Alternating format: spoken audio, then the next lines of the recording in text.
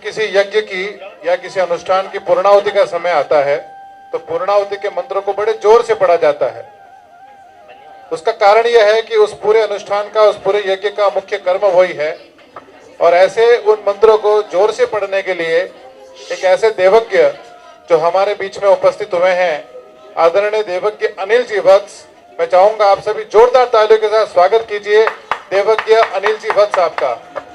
ओम गणेभ्यो गणपतिवशवो नमो नमो, व्रातेभ्यो व्रातपतिवशवो नमो नमो, ग्रीसेभ्यो ग्रीसपतिवशवो नमो नमो, विरूपेभ्यो विश्वरूपेवशवो नमो नमो। ओम गं गणपतये नमः। सबसे पहले आप लोगों के धैर्य को मैं नमन करता हूं। सवेरे से सुन रहे हैं, सुनने की भी कोई सीमा होती है ना, थक गए सब। सबसे पहले जैस्मिन जी को, उनकी पूरी टीम को बहुत बहुत साधुवाद। इतने अधिक वक्ता अलग अलग विधाओं में, और मुझे बहुत अच्छा लगा कि बहुत सारी बच्चियां, उन्होंने बहुत सुंदर, बहुत अच्छा बोला, और जैस्मिन जी के कुशल नेतृत्व में उन्होंने बहुत सुंदर बातें कही, सारगर्भित बातें करी। बहुत बहुत साधुवाद आप सभी को। और ज्यादा समय न लेता हुआ चलिए मैं अपने विषय पे आता हूं। मैं सोचता हूं क्यों ना, बातें तो बड़ी प्रीतिकर हो गई हैं, अंक ज्योतिष की बड़ी बातें हुई। किसी दिन अंक ज्योतिष पे बोलने का मन है मेरा, क्योंकि अंक का ही नहीं पता और ज्योतिष की चर्चाएं बहुत सारी। कोई विद्वान आए थे बाहर से, कीरो वो पट्टी पढ़ा गए और वो ही बोले जा रहे हैं। हमें अपनी अंक विद्या जाननी होगी, तब कहीं ये रहस्य खुलते हैं। चलिए, मैं जन्म पत्रिका एक बहुत कीमती भाग है। आज रावत जी ने बहुत अच्छी बातें करी, तो उसी संदर्भ को गुनता हुआ मैं जन्म कुंडली का एक बहुत महत्वपूर्ण वर्ग है। एक तो नवांश होता है, एक दशमांश होता है। नवांश और दशमांश जिसे देखना आ गया, उसे ऐसे समझें, नवांश जैसे देवों की कृपा, नवांश जैसे गुरुओं का आशीर्वाद, जन्म पत्रिका नवम भाव और अंक ज्योतिष का नौवां नंबर, नवम भाव। जहां प्रभु की कृपा है, जहां गुरु का ऐश्वर्य है, जहां गुरुकुल है, जहां कुल परंपरा से प्राप्त ज्ञान है, और जो दशम भाव है वो उस नवम का, जैसे लगन का दूसरा भाव लगन का धन है, ऐसी दशम भाव नवम का धन है। दशमांश की बड़ी महत्ता है। क्यों है ऐसा? भगवान कृष्ण गीता में कहते हैं, कर्मण्य व अधिकारस्ते, कर्मण्य व अधिकारस्ते मा फलेषु कदाचन। तेरे हाथ में कर्म करना है, कर्म फल नहीं है। और कर्म फल अगर ये छीन ले, अगर आपसे कहें भाई साधना करो, गारंटी नहीं सिद्धि मिले ना मिले, तुम ये व्यापार करो, जरूरी नहीं तुम इसमें सफल हो या ना हो, आपका मन ही हट जाएगा कि यदि इस काम को करने से मुझे मनो अनुकूल लाभ ही नहीं मिलेगा तो मैं कर्म क्यों करूंगा। यहां भगवान कृष्ण एक सूत्र देते हैं, बोले जो कर्म है, कर्म को करने वाला मैं, एक कर्ता होता है, एक कर्म होता है। कर्ता और कर्म,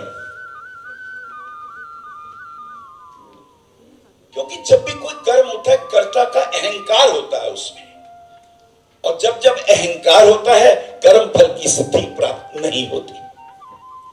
अहंकार शून्य कर्म कैसे हो? मैं नवम दशम भाव की व्याख्या कर रहा हूं।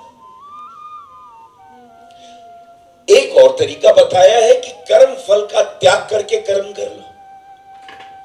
अब लाभ हो या हानि, शुभ हो या अशुभ, अपने इष्ट देव को अर्पित करके कहें प्रभु काम मैं शुरू करता हूं पूरी मेहनत के साथ, रिजल्ट जो भी हो, रिजल्ट पे आपकी दृष्टि ना हो पर कर्म पर पूरी दृष्टि हो।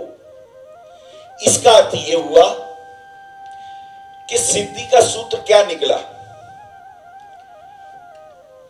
पहले कर्ता जिसने कर्म करना है, दूसरा उसे जो कर्म करना है उसका ज्ञान होना चाहिए और उसके पास संकल्प शक्ति होनी चाहिए। मैं, मेरी डिजायर, मेरा संकल्प और मेरा कर्म। अगर मेरे पास इच्छा है, मैं हूं और मेरे पास डिजायर है, लेकिन डिजायर पूरी कैसी होगी उसका ज्ञान नहीं है मुझे, असफलता हो जाएगी। मैं भी हूं, मेरी इच्छा भी हो और इसका संकल्प भी हो, और जो मैं कर्म करूं वो अपने इष्ट देव को अर्पित करूं और पूर्ण रूप से मेहनत करूं। ऐसा क्यों करूं? क्योंकि पृथ्वी पर जो जो कुछ तुम अर्जित करोगे वो प्रॉपर्टी पृथ्वी की है, यहीं रह जाएगी। कर्म तो वही महान है जो याद किए जाएं, कर्म तो वही महान है जिसके उदाहरण दिए जाएं। राम जी को हर कोई याद करता है क्योंकि उन्होंने जो कर्म किए हमारे लिए, मनुष्यों के लिए, उन्होंने प्रवचन नहीं दिए, उन्होंने कर्म करके दिखाया। पुत्र कैसा हो, भाई कैसा हो, पति कैसा हो, मित्र कैसा हो, शत्रु कैसा हो, ऐसा जी के दिखाया। ये बहुत बड़ी बात है। आइए दशम भाव और दशम भाव के कुंडली जो दशम वर्ग है, दशमांश है, उसे देखते कैसे हैं? नवांश कुंडली तो है हमारे पास, पर वो जो दशमांश कुंडली है वो कहती क्या है, उसे हम कैसे देखते हैं? और आज की मास्टर की the aspect of the planets, ये दूंगा मैं आखिर में। एस्पेक्ट्स ऑफ द प्लैनेट्स की मास्टर की क्या होती है, ये जानना बड़ा जरूरी है। गुरु की 5वीं और 9वीं दृष्टि होती है, लेकिन 5वीं दृष्टि से क्या देखते हैं और 9वीं दृष्टि से क्या देखते हैं? मंगल की 2 दृष्टियां बड़ी महत्वपूर्ण है, 7वीं तो सब जानते हैं। वो 4थी और 8वीं दृष्टि क्या कहती है?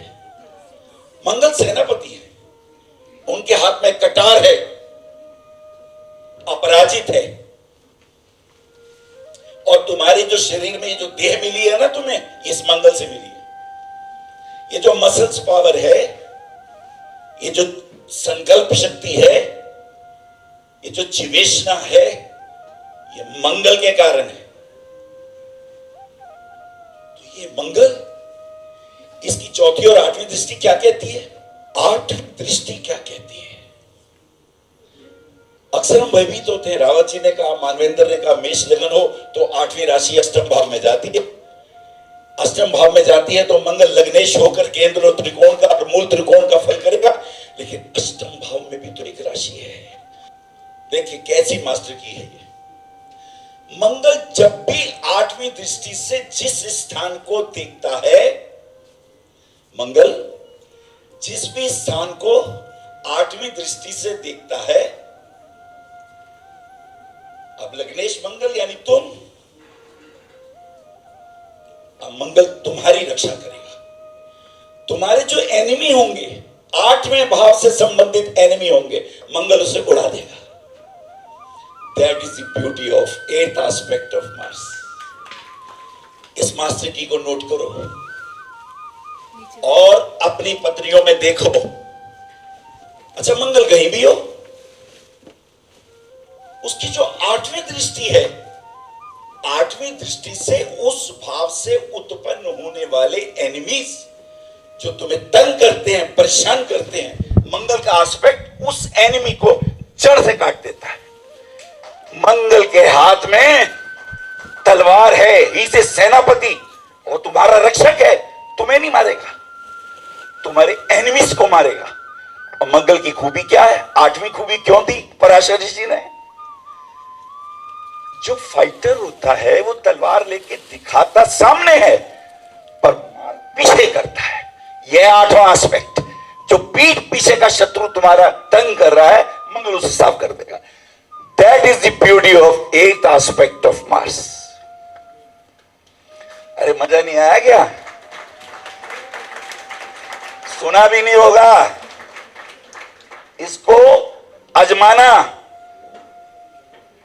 बहुत कीमती बात कह रहा हूं, ये पहली मास्टर की है, अभी गुरु की मास्टर की दूंगा। लेकिन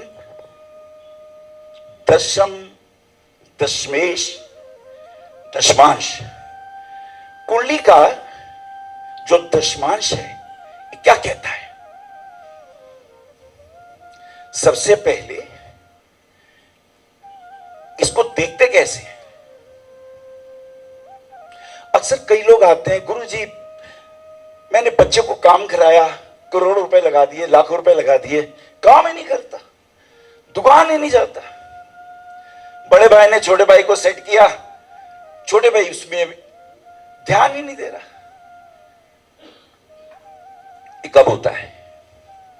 ये तुम्हें कैसे पता चलेगा कि जो तुम काम कराने के लिए जिस बच्चे को रुपए दे रहे हो, जिस भाई को रुपए दे रहे हो, जिस मित्र के साथ पार्टनरशिप कर रहे हो, वो तुम्हारे साथ सहयोग करेगा या नहीं करेगा? उसकी इच्छा भी है कि नहीं, ये कैसे पता चलेगा? लीजिए, दशम, दशमांश कुंडली का अगर लगन के ऊपर, फिर से सुनो, दशमांश कुंडली का लगन के ऊपर अगर लग्नेश वीक है, अगर लग्नेश 6, 8, 12 में है, अगर लग्नेश अस्त है, अगर लग्नेश पाप प्रभाव में है, उसका मन ही नहीं करता काम करने का। यह सूत्र नोट कर लो। जब भी किसी से बिजनेस करो, पहले ये देखो उसकी कुंडली का दशमांश देखो और दशमांश का देखो लगन, क्योंकि लगन इच्छा करता है, वो डिजायर करता है। दशम भाव तो कर्म का है। कर्म होगा कैसे? जब मेरा मन होगा। और मेरा मन कब होगा? जब मेरा लग्नेश बलवान होगा, जब मेरे लग्नेश को शुभ ग्रहों की दृष्टि होगी, तब मेरा मन करेगा मैं काम करूं। और लगे हाथ चौथे भाव को भी देख लो, तुम्हारे मन का है, उसका मन भी कर रहा है या नहीं? If the Lord of Ascendant and the Lord of Fourth House are aspected by the malefics, and the Lord of Ascendant and the Lord of Fourth House, if they are deviated, aspected by the malefics, इनका मन ही नहीं करता काम करने का, कोई रुपया लगाने की जरूरत नहीं इस आदमी के साथ, ये तुम्हारा रुपया बर्बाद कर देगा। अक्सर लोग कहते हैं बड़ा रुपया लगाया मैंने भाई के ऊपर, इसको काम खुलवा के दिया, निकम्मा निकला, इन्हें काम ही नहीं किया। तो देखो ना, दशमांश का लगन और चतुर्थ भाव देख लो। अगर वो शुभ ग्रहों द्वारा एस्पेक्टेड है, अगर वो दशमांश को भी देखते हैं, फिर तो चमत्कार है। और अगर आपकी जन्म पत्री की लगन की कुंडली का दशम भाव, लगन की पत्री का दशम भाव, उसका स्वामी D10 में कहां है? वो D10 में कहां है?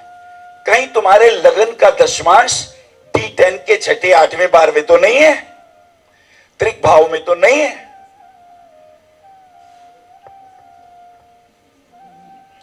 अगर वो पाप प्रभाव में है D10 के, तो ये व्यक्ति जो भी काम करेगा उसके रिजल्ट पॉजिटिव नहीं आएंगे, बहुत स्ट्रगल करते हुए आएंगे। और यदि उसी की दशा भी चल रही हो, महादशा भी चल रही हो, अंतरदशा भी वहां की हो, और गोचर में भी ग्रह उसी स्थान का हो, तो समझ लीजिए ये जो व्यक्ति काम करेगा इसके रिजल्ट पॉजिटिव नहीं आएंगे। मेरे पास अक्सर बहुत से लोग आते हैं, गुरुजी हमारा काम पहले तो बहुत अच्छा चल रहा था, अब खराब हो गया। उसमें यह देखना जरूरी है, अपने लगन अधिपति को देखते रहो। जब जब वो मैलेफिक हाउसेस में जाता है, जब जब उसके ऊपर पाप प्रभाव आते हैं, जब जब वो राहु द्वारा, शनि द्वारा एस्पेक्टेड होता है, जब भी उसके ऊपर डिग्री के अंश गोचर में कम या ज्यादा होते हैं, 0 से 6 डिग्री हो या 24 से 30 हो, मैलेफिक प्रभाव हो, तो रिजल्ट पॉजिटिव नहीं आते। यही काम आपको ध्यान रखना है D10 में, क्योंकि इससे तुम्हारे कर्म निर्मित होते हैं और कर्म भला में भोगना पड़ता है। आप सबसे पहले कुंडली में यह देखो आपकी किस नक्षत्र की दशा में जन्म हुआ है, आपको वर्गीकरण मिलेगा देखने का। मान लीजिए आप रोहिणी नक्षत्र में जन्म लिए हैं और दूसरे चरण में जन्म लिए हैं, तो आपके 5 साल तो ये चंद्रमा ले गए, 7 साल आगे मंगल लेके जाएंगे, उसके बाद 18 साल के लिए राहु आएगा। ये 18 साल का राहु आपको संघर्ष कराएगा, आपको वो अनुभव देगा। इसको बुरे सेंस में ना लें, गुड सेंस में लें। जिसने राहु के अनुभव ले लिए वो व्यक्ति जीवन में बहुत ऊंचाइयों पे पहुंचता है। ऊपर पहुंचाने का काम तो राहु करता है। कोई भी बीज हो उसे भूमि में डालना होता है, बीज को बीज की तरह मरना होता है, पर परमात्मा उसे हवा देता है, पानी देता है, खाद देता है। अगर बीज की तरह वो मिटता है तो उसके अंदर अंकुर प्रकट होता है, बहुत बड़ा वटवृक्ष बनता है। ये बहुत कीमती बात है। अच्छा, दशमांश के लगन से तो मैंने इच्छा देखी, मेरी डिजायर है कि नहीं काम करने की। दूसरे भाव से ये देखो कि सेकंड हाउस में आप बिजनेस में धन लगाना चाहते हैं या नहीं। That is very important. Desire रखना बीच में। जो लग्नेश है वो चाहता है, उसकी इच्छा है कि नहीं। द्वितीय भाव में धन लगाने की इच्छा है कि नहीं। अगर द्वितीय भाव में शुभ ग्रहों का एस्पेक्ट है, स्वभावतः केंद्र त्रिकोण में है, तो इसकी इच्छा है। इसका लग्नेश भी बल है, उसमें भी जोश है, और द्वितीयेश भी बल दे रहा है। द्वितीय से पता चलेगा क्या कुटुंब सपोर्ट करता है तुम्हें। तुम कभी कभी ऐसा बिजनेस करते हो तुम्हारे माता पिता भाई बहन सपोर्ट नहीं करते, और यदि तुम्हारा काम भाई बहनों और कुटुंब के सपोर्ट के बिना नहीं चलने वाला, तो ध्यान रखना सेकंड हाउस पे नेगेटिव ग्रहों का एस्पेक्ट दशमांश कुंडली में होना चाहिए, तो तुम्हें परिवार वाले भी बिल्कुल सपोर्ट नहीं करेंगे। और अगर शुभ ग्रहों का एस्पेक्ट है तो definitely you will be supported by your family. D10 के थर्ड हाउस में देखिए, D10 का थर्ड हाउस आपका पराक्रम, आपका जोश, और काल पुरुष की कुंडली का बुध का भाव है वो। अब अगर तीसरे भाव में शुभ ग्रहों का प्रभाव है, तीसरे भाव का स्वामी aspected by the beneficial planets, और आपका लग्नेश भी बलवान है, तो आप किसी मित्र के साथ मिलके काम करने की भी इच्छा रखेंगे कि आओ हम जने मिलके हम कोई काम कर ले। लेकिन उस वक्त क्या देखना है जब पार्टनरशिप करो, कहीं षष्ठेश, अष्टमेश और द्वादशेश की दशा अंतरदशा तो नहीं चल रही। अगर षष्ठेश, अष्टमेश, द्वादशेश की दशा या अंतरदशा चल रही हो, तो जो भी काम पार्टनरशिप में करोगे तुम्हें रिजल्ट अच्छे नहीं मिलेंगे। तुम्हें स्ट्रगल मिलेगा, संघर्ष मिलेगा, तुम्हें नुकसान होगा। जैसी कोई आए जी गुरुजी हमें काम शुरू करना है, हमारी पत्री देखो, तो पत्री में सबसे पहले लग्नेश को देखो, फिर D10 के लग्नेश को देखो, फिर उसकी पावर देखो, फिर देखो उसको शुभ ग्रहों का एस्पेक्ट है। और शुभ ग्रहों में एक और कमाल की बात है, अगर जुपिटर एस्पेक्ट कर ले, 1000 दोषों को अकेला जुपिटर दूर कर देता है।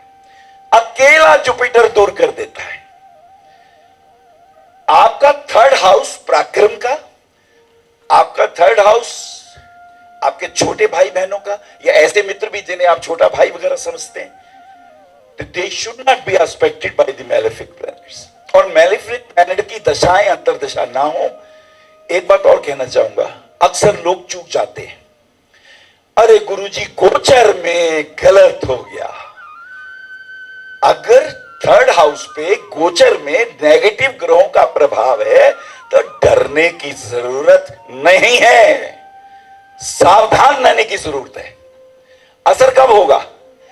जब उसके ऊपर छठे, आठवें, 12वें भाव की दशा अंतरदशा भी हो, गोचरी अकेला ना हो, दशा अंतरदशा भी हो, फल की प्राप्ति या ना प्राप्ति तब होती है। ये दोनों चीजें बहुत इंपॉर्टेंट है, दोनों को देखना जरूरी है। ऐसा समझे, अब मैं बोल रहा हूं, कुछ लोग मुझे ध्यान से सुन रहे हैं, गोचर में मैं हूं ना, अब कुछ लोग बातें कर रहे हैं, कुछ लोग बाहर घूम रहे हैं, तो उनकी मानसिक दशा अंतरदशा मेरे प्रति समर्पित है या नहीं, ये बहुत जरूरी है। ऐसी देखिए D10 का फोर्थ हाउस है सुख का हाउस। पराशर ऋषि चौथे भाव को कहते हैं जिससे सुख की कामना हो। और कैसा सुख? व्यापार का सुख। Because D10 belongs to your karma house. कर्म जो तुम करोगे उससे तुम्हें सुख मिलेगा नहीं मिलेगा। कभी कभी आप वो वाला काम करते हो, पिताजी ने कहा वकील बन जा भाई तू, मेरे पिताजी ने कहा बेटा वकील बन जा, मैं वकील बन गया, पिताजी की बात नहीं टाल सका। लेकिन क्या मेरा फोर्थ हाउस, मेरा 10th हाउस और मेरा लगन अधिपति,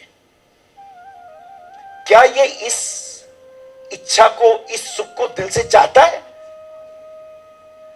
हमेशा ध्यान रखो, वो कर्म जिसमें तुम्हारा दिल लगा हुआ है, जिससे तुम्हारी आत्मा रमी हुई है, चाहे वो कोई भी काम हो, अगर तुम करोगे तो तुम्हें सफलता मिलती है, क्योंकि तुम्हारा मन उसमें होता है, तुम्हारा दिल उसमें होता है। और अगर उसके ऊपर शुभ ग्रहों की दृष्टि भी हो, if fourth house is expected by the beneficial planet.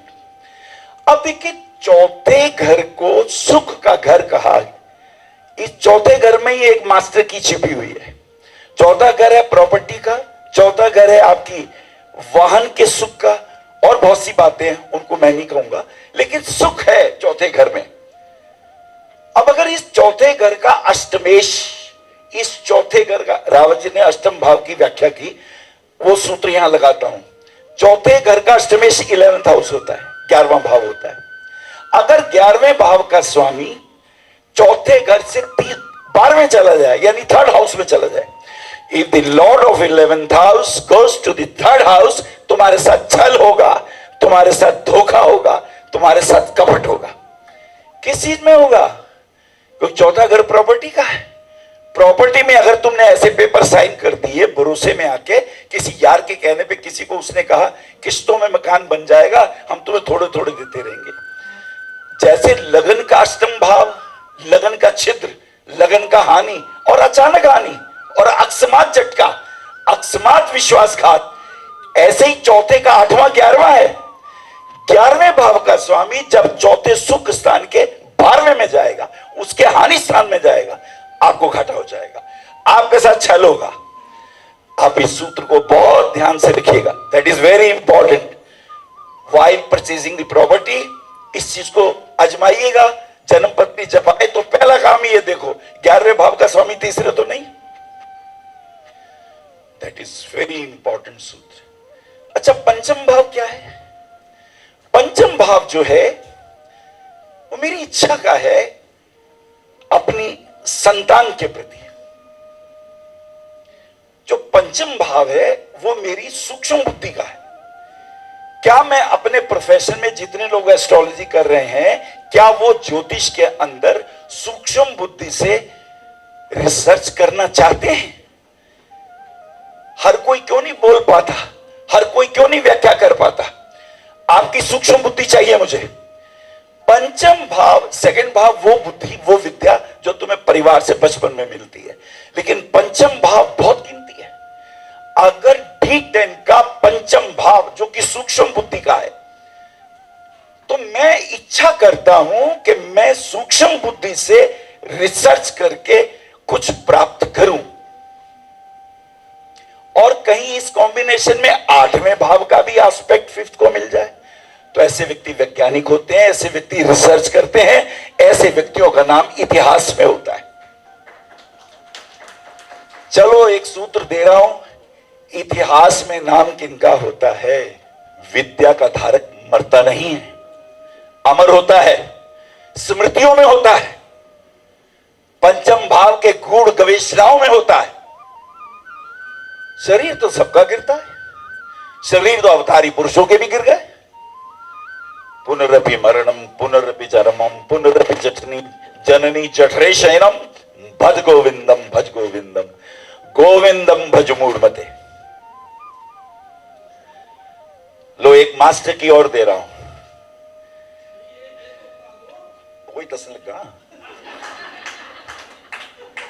वही दसन लगा। देखा, चलते फिरते पुस्तकालय को भी झूठ नहीं, आप लोगों के लिए पूछ रहे हैं। तालियां बजाओ। आपने तो नहीं पूछा, उन्होंने पूछा। ये उनका प्रेम है, जो काम तुम्हें करना चाहिए था वो उन्होंने किया। चलिए धर्म त्रिकोण का देखो, एक सीक्रेट दे रहा हूं। धर्म त्रिकोण का हिमालय कौन है?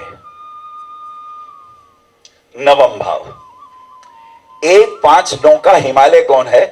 उन्नति का शिखर क्या है? नवम भाव। ऐसे ही अर्थ त्रिकोण का हिमालय क्या है? दशम भाव। ऐसे ही काम त्रिकोण का हिमालय कौन है? हाईएस्ट पीक क्या है? 11th house. और ऐसे ही मोक्ष त्रिकोण का हिमालय हाइट्स वाला भाव कौन सा है? 12वां भाव। अब लीजिए सूत्र लीजिए। यदि आप कोई भी पत्री देखो तो उसमें यह देखो, क्या छठे भाव और 7वें भाव के स्वामी केंद्र या त्रिकोण में है? आसान ज्योतिष।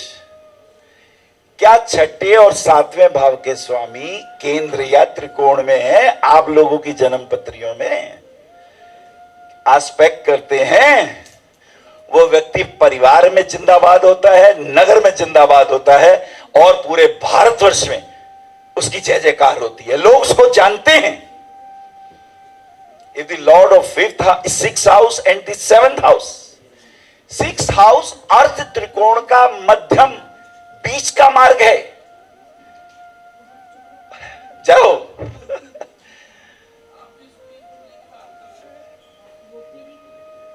अजय होती गाली कर रहा है। काम त्रिकोण का 7th भाव और धर्म त्रिकोण और काम अर्थ त्रिकोण का 5th भाव, अर्थ त्रिकोण का 5th कन्या राशि 6ठा भाव,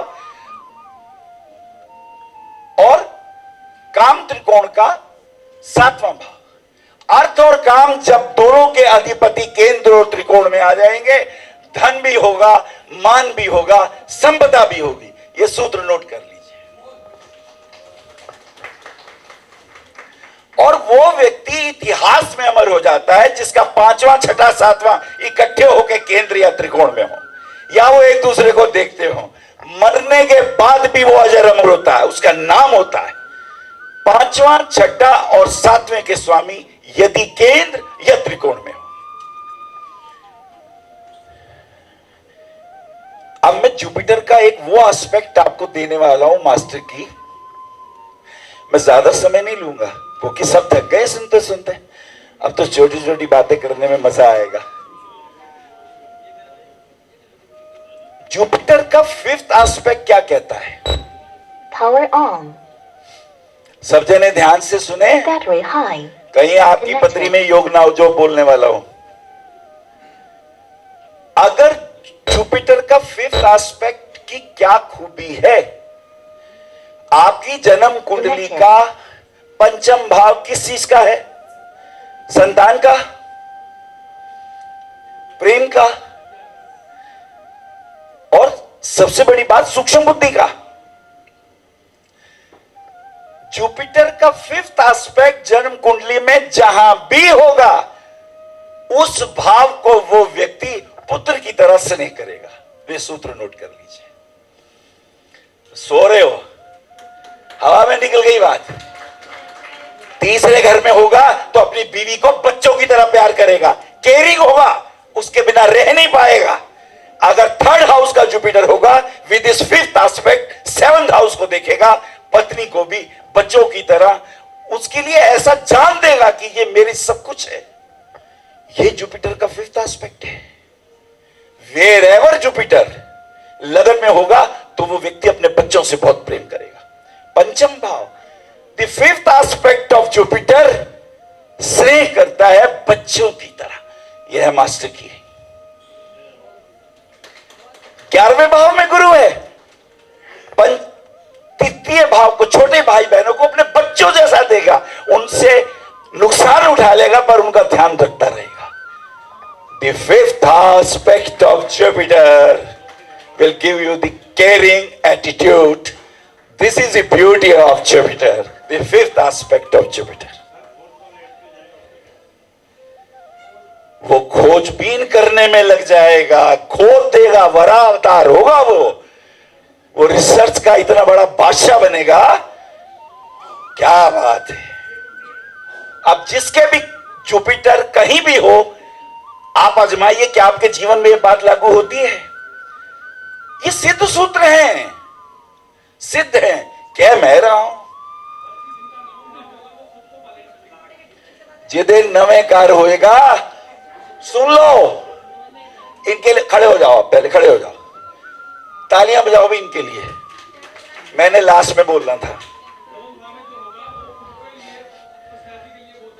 वो बच्चा जय हो जाएगा, वो परिपक्व भी नहीं होएगा, वो चाइल्डिश एटीट्यूड वाला होगा, वो बच्चों की तरह लगन को देखेगा। ही विल, वो अपने को बच्चों जैसा रखेगा, मैच्योर ही नहीं हो पाएगा जिसके 9वें भाव में जुपिटर है। That is the point and you should enjoy it. मैंने आज आपको मंगल की 8वीं दृष्टि बताई कि मंगल जिस भी घर को 8वें भाव से देखेगा, आपके एनिमी जो भी होगा 8वें भाव से रिलेटेड, उसको नष्ट कर देगा। That is the beauty of aspect of Mars और स्पेशली 8th aspect। हाँ जी,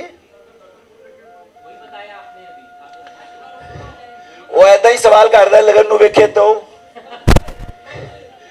अपने नया मंगल अपने आप नूं वेखदा है, वो वड्डा ही नहीं होंदा। उन्हें यात्रा की सी ना बड़ी लंबी, विपक्षी दे बंदे ने, वड्डा ही नहीं हो रहा। आपने बात की बृहस्पति की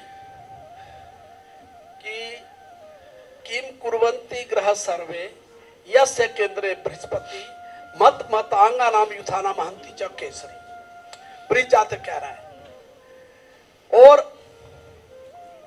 उसमें बृहस्पति पाराशर क्या कह रहा है, एक लक्षम दोषाना मरहंती यथा गुरु केंद्रे भक्ति। राम जी को ज्योतिषी बनाने वाला कौन है? केंद्र का बृहस्पति। बिल्कुल सही कहा आपने।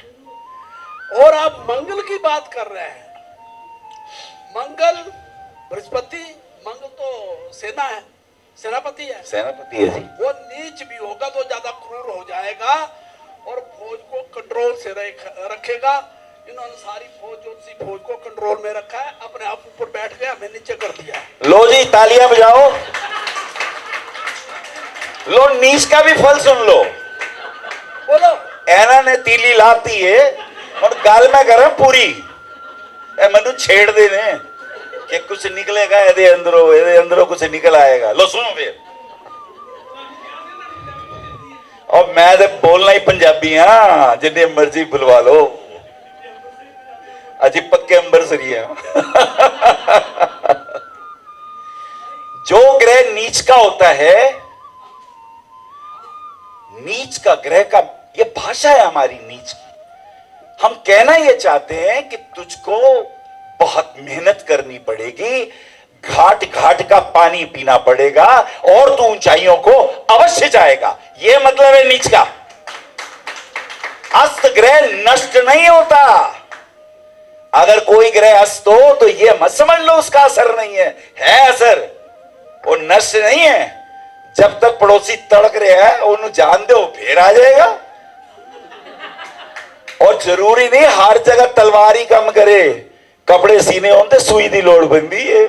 वो नीचे ग्रह का काम है, वो मेहनत करके आपको आगे लेके जाएगा।